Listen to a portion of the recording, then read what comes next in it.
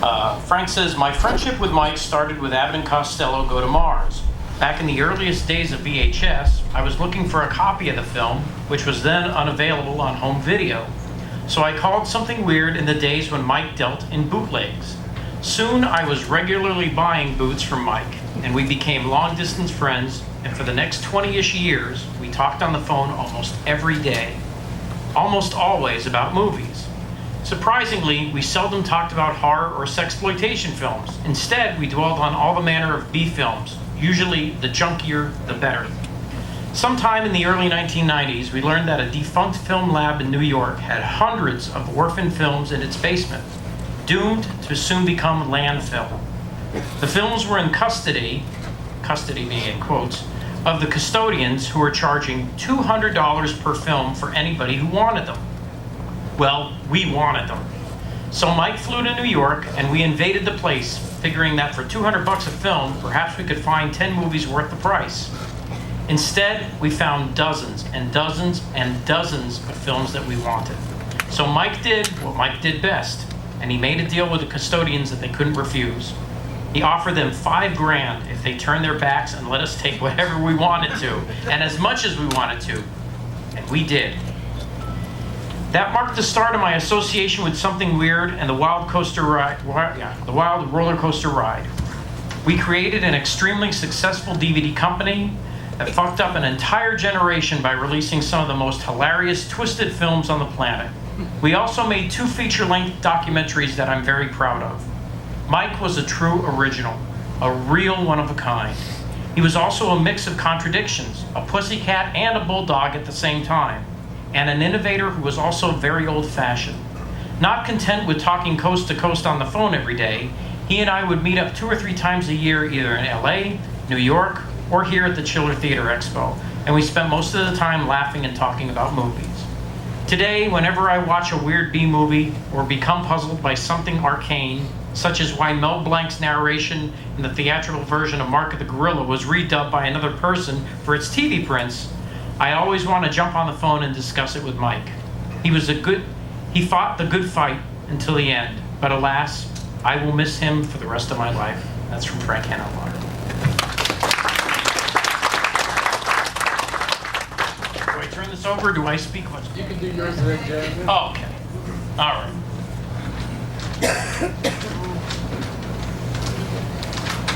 Okay, I'll make this brief. First time I met Mike was, where else? Chiller Theater, back in 1992. I just received hot off the press my first issue of my publication, Scream Magazine. When I gave a copy to Mike, his enthusiasm for my small fanzine was very genuine. I asked him if he'd like to advertise in the magazine, and he said, absolutely. He handed a few videos to me free of charge, and I asked if I could review them in our next issue.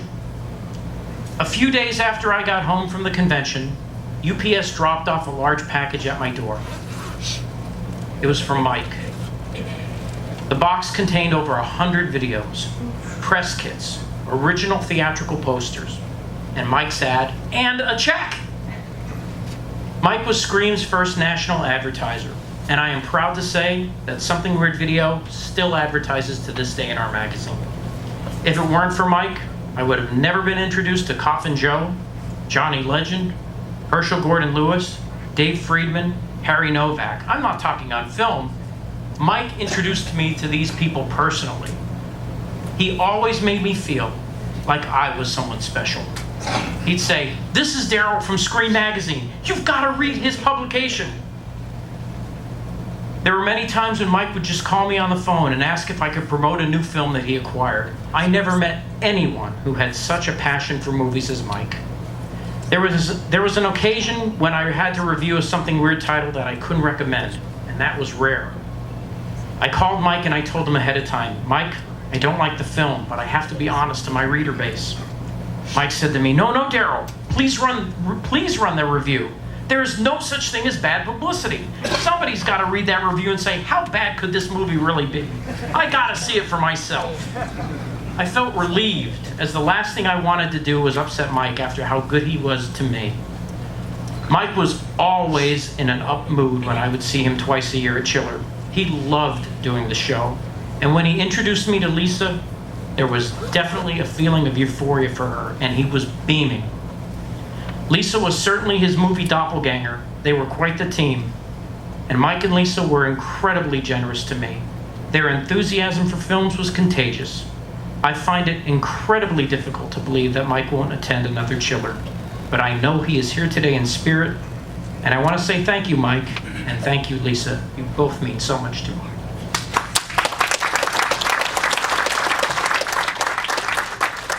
Unfortunately, I gotta run back to my tables because my wife will kill me, but thank you so much. Very good job. I have a couple of people who came here Yes. special to talk. So I'll start with Jim Boris.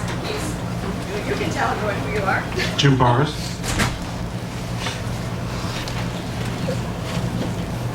Thank you. I first met Mike around the time he was forming Something Weird Video. I had known Dave Friedman for about 20 years at that time, and I saw an ad in some publication for VHS copies of Daughter of the Sun. Now, Lisa told me earlier that Mike recalled it as the rival tales of Robin Hood, and I'm not going to disagree with Mike since he's not here to defend himself, but whatever it was, I called Dave Friedman and said, "Hey Dave, isn't that your movie?" And he said, "Yes." And I gather from what I heard later that he called Mike and they had something of a verbal altercation on the phone, but it ended up with them entering into a business relationship, which worked out very well. They asked me to be their lawyer, which I was reluctant to do because I was based in New York. Dave at that time was in Anniston, Alabama, and Mike, as you know, was in Seattle. Then when Mike told me that just hearing my voice, I reminded him of Cary Grant, I couldn't turn him down. It was fairly routine until we received a letter from Betty Page, or more accurately, a lawyer claiming to represent Betty Page, and there's still some question as to whether he actually did,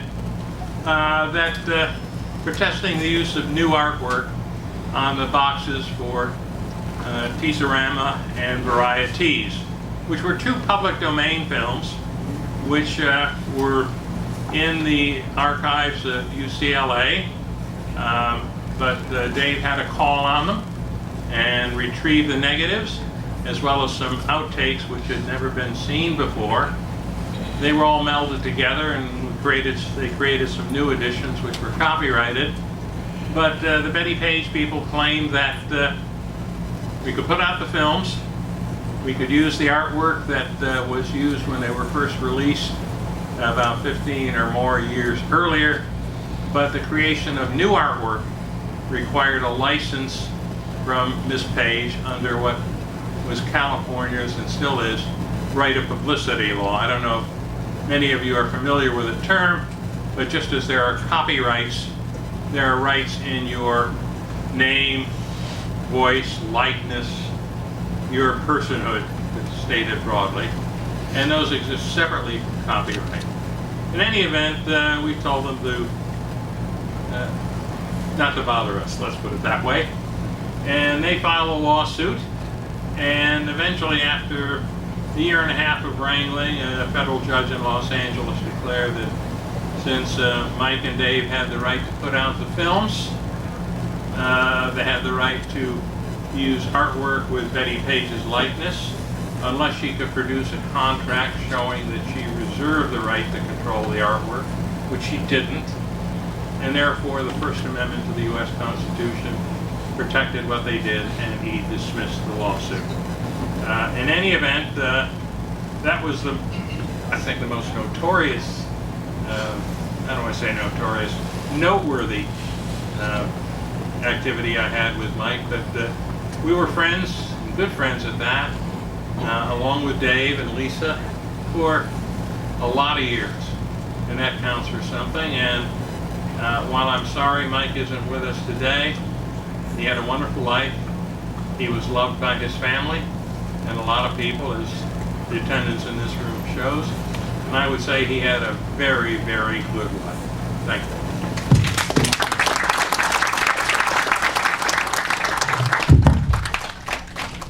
you. Okay, the next person I'm going to ask to come up is Jeffrey Hogue. And he's somebody that Mike and I both have worked with as a friend and licensed films from him, and he can tell you a little bit about his relationship with Mike. Thank you very much.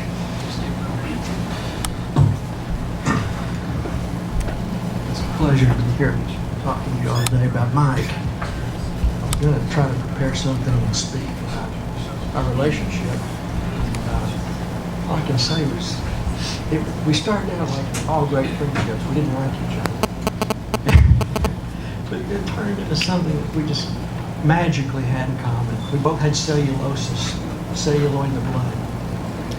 And I started out, I'm from the South,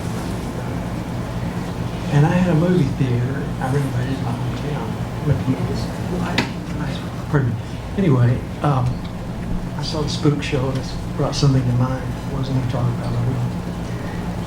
It was funny because in the early 80s, I was in law school. I'm a lawyer, covered a lawyer too. So, but I also bought a movie theater. And I happened to have, of all things, a love of spook shows. And so I ran one at my movie theater. And I renovated the movie theater. And I had my brother dressed up like a monster. We showed Monster the Peter's Blancas and had a live monster show. We had the kids go buy like a refrigerator carton. And the refrigerator carton was painted like a cage. We had a stage, and during the show, the kids ran out. We ran out and told the kids, the monsters escaped. Well, they started screaming bloody murder. I nearly get arrested because I've got half the kids in town upset. It's great. My brother's walking around and all this, and so I started acquiring rights to movies, and Mike and I met one another because he saw an article in Fangoria magazine about 1984. And behind my picture was this huge 3-sheet. It was my favorite 3-sheet I had framed in my office of Monsters Crash the Pajama Party. And he saw that, and he loved it. And he said, I love that, I've got that. And I said, great. So we became friends. Now, just a few things about Mike that you probably don't know. Brief here. Brevity's not a virtue I possess, by the way, as a Southerner. It takes me 15 minutes to tell you my name. It's kind of weird. But Mike was not only a film historian, he was not only a film auteur, he wasn't only a film archivist, he was an inventor as well. People don't know that. He'd call me up, my friends call me Doc. It's a nickname he'd call me up and say, Doc, I got an invention. Would you patent it for me?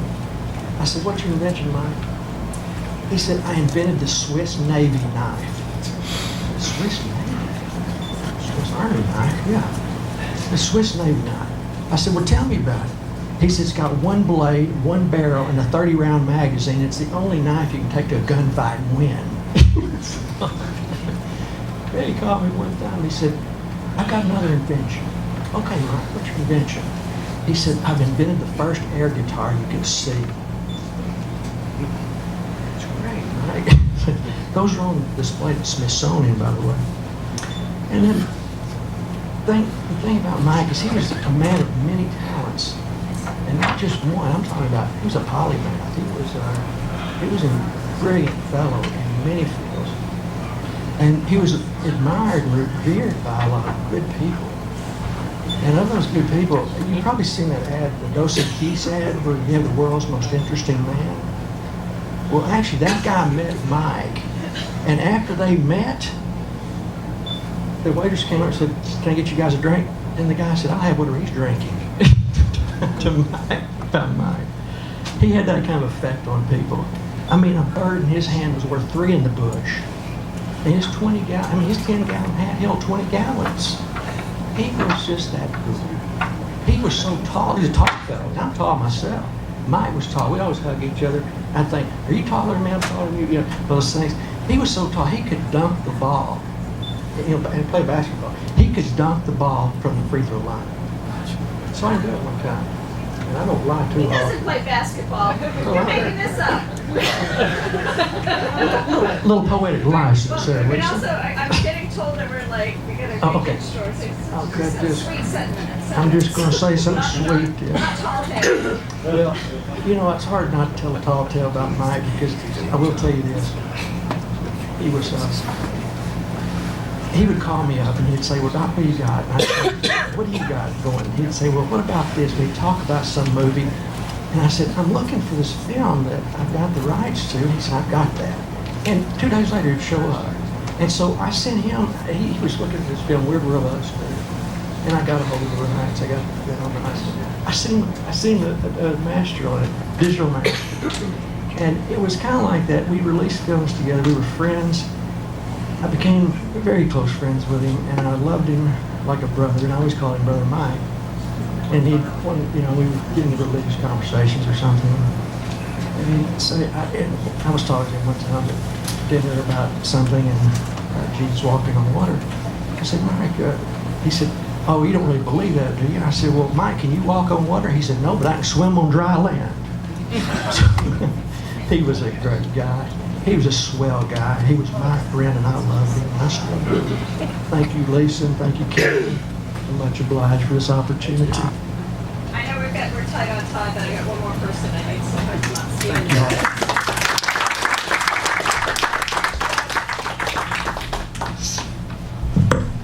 By the way, Mike sold me one of those Swiss Navy knives.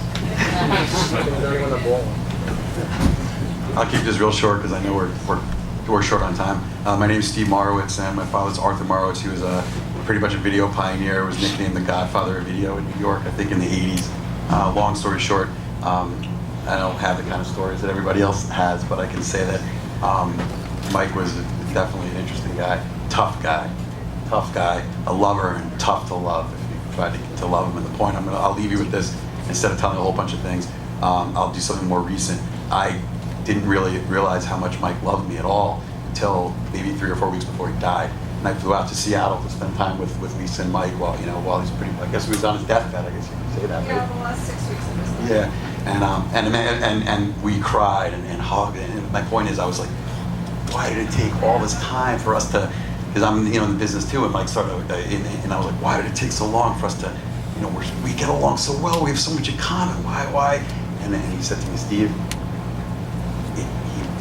to get to my circle, to get into, Mike was an amazing guy, but you had to get in there and get to know him. And I guess what I'm trying to say is that it took me probably 10 years to realize, how much I could have gotten out of Mike. And in the end, I pretty much, regret that I never got a chance to really tap him for how much he knew. There's a lot more to the backstory, but I guess all I'm saying is that I got a chance to see him, and actually, it's like probably the third, I think the fourth memorial. Well, you probably been 6 or 7 memorials, at least 6, 10, right? But it was like the third or one that I got a chance to be a part of. That was his main. Yeah, the main memorial in Seattle, but it's nice to meet. I can't believe how many people are here, considering some of the smaller ones are great. And I know that Mike would be just blown away. And one other thing I can leave you with is that the archive that I run, which is a video releasing company and a film archive called Distribix, will be working very closely in conjunction with Mike's company and Lisa's company, now Something Word Video, in bringing some of these wonderful films from their archive, these rare films, back into our technology today, streaming, 2K scans, 4K scans, making these things look beautiful. And so Mike's work, it'll never die. And someone turns 18 every day, there's new film fans. So this stuff will just keep going. And just along with Mike, that's it. That's all I can say.